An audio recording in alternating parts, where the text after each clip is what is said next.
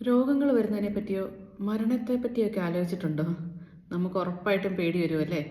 ഇത്ര നമുക്ക് നിസ്സാരമായിട്ടൊന്നും എടുക്കാൻ പറ്റുന്നൊരു കാര്യമല്ല. വല്ലാത്ത പേടി വരുന്നൊരു കാര്യമാണിതൊക്കെ. ഉറപ്പായിട്ടും നമുക്ക് ഒരു അസുഖം വരികയാണെങ്കിൽ ഒരുപാട് ദിവസം നമുക്ക് റെസ്റ്റ് എടുക്കേണ്ടി വരും. നമുക്ക് ജോലി ചെയ്യാൻ പറ്റില്ല.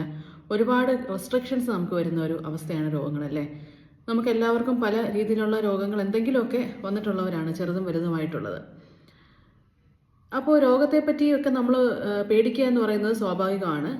പക്ഷേ നമ്മുടെ ഒരു ദിവസത്തിൻ്റെ നല്ലൊരു ശതമാനവും നമ്മൾ രോഗം വരുമോ, മരിക്കുമോ, നമ്മുടെ അടുത്ത ആൾക്കാർക്ക് എന്തെങ്കിലും സംഭവിക്കുമോ എന്നൊക്കെ മാത്രം പേടിച്ച് ജീവിക്കേണ്ടി വന്നാൽ ഒരവസ്ഥ എന്തായിരിക്കും? അങ്ങനെയുള്ളവരെ കണ്ടിട്ടുണ്ടോ? നമ്മൾ ആരെങ്കിലുമൊക്കെ അങ്ങനെയുള്ളവരായിരിക്കും. നമ്മളൊരു ആത്മപരിശോധന നടത്തി നോക്കുക. അങ്ങനെ പേടിക്കുന്നവരാണോ നമ്മൾ? അങ്ങനെയെങ്കിൽ നമ്മൾ മനസ്സിലാക്കേണ്ടത് അത് ഉത്കണ്ഠ, ആൻസൈറ്റി എന്ന് പറയുന്ന ഒരു അവസ്ഥയാണെന്നുള്ളതാണ്. ഈ ഉത്കണ്ഠയുടെ പ്രത്യേകത നമ്മൾ വാട്ട് ഇഫ് തിങ്കിങ് എന്ന് പറയത്തില്ലേ? അതായത് അങ്ങനെ നടന്ന എന്ത് ചെയ്യും, എനിക്ക് ഒരു രോഗം വരികയാണെങ്കിൽ ഞാൻ എന്ത് ചെയ്യും, അല്ലെങ്കിൽ എൻ്റെ വീട്ടിലുള്ളവർക്ക് എന്തെങ്കിലും അസുഖം വന്നാൽ ഞാൻ എന്ത് ചെയ്യും. ഇപ്പോൾ നിലവിൽ അങ്ങനെയുള്ള പ്രശ്നങ്ങളൊന്നും ഉണ്ടാവില്ല. നമ്മൾ അതിനെപ്പറ്റി ആലോചിച്ച് ഉത്കണ്ഠപ്പെടുന്ന അവസ്ഥയാണ് ഈ ഇൽനെസ് ആൻസൈറ്റി അല്ലെങ്കിൽ ഡെത്ത് ആൻസൈറ്റി എന്നൊക്കെ പറയുന്ന അവസ്ഥ. ഈ ചിന്തകൾ ഓട്ടോമാറ്റിക്കായിട്ട് മനസ്സിലേക്ക് വന്നു തുടങ്ങും.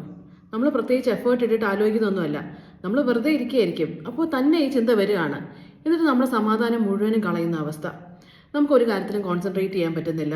ഒന്ന് സമാധാനമായിട്ട് ഉറങ്ങിയിട്ട് എത്ര നാളായി, മര്യാദയ്ക്കൊന്ന് ഭക്ഷണം കഴിച്ചിട്ട് എത്ര ദിവസമായെന്ന് നമുക്ക് തോന്നിപ്പോകുന്നൊരവസ്ഥയാണിത്. ഉത്കണ്ഠയുള്ളപ്പോൾ നമ്മൾ നമ്മുടെ കൺട്രോളിലില്ലാത്ത, ഭാവിയിൽ നടക്കാൻ ചിലപ്പോൾ ചെറിയ സാധ്യത വല്ലതും ഉള്ള കാര്യങ്ങളായിരിക്കും നമ്മൾ ആലോചിക്കുക. അതിനെപ്പറ്റി അമിതമായിട്ട് നമ്മൾ ചിന്തിക്കാനും ആധി പിടിക്കാനും തുടങ്ങും.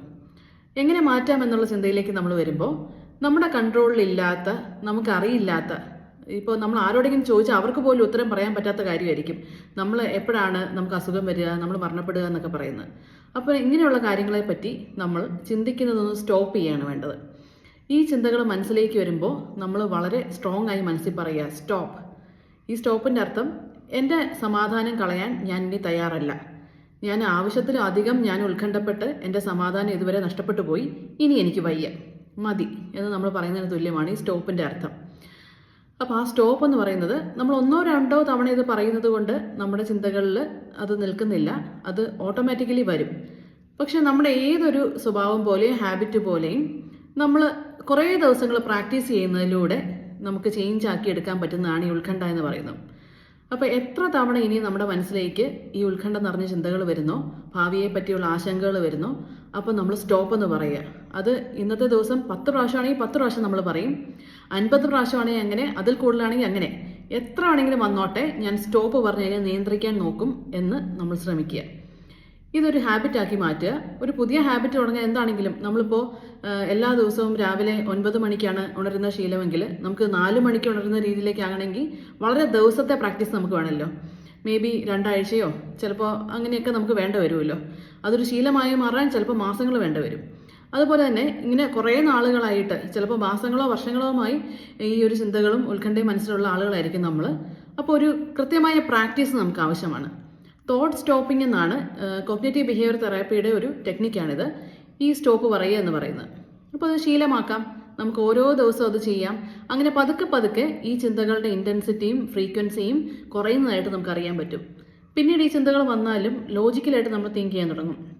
അതായത് ഇപ്പോൾ റിയാലിറ്റിയിലുള്ളതല്ലല്ലോ, ഭാവിയിൽ ഉള്ള കാര്യത്തെപ്പറ്റി എനിക്ക് നിയന്ത്രണം ഇല്ലാത്ത കാര്യങ്ങളല്ലേ, ഞാനിതിന് അതിനെപ്പറ്റി ഉത്കണ്ഠപ്പെടണം. സോ ഞാനത് സ്റ്റോപ്പ് ചെയ്യുക എന്നുള്ള രീതിയിലേക്ക് നമ്മൾ മാറും.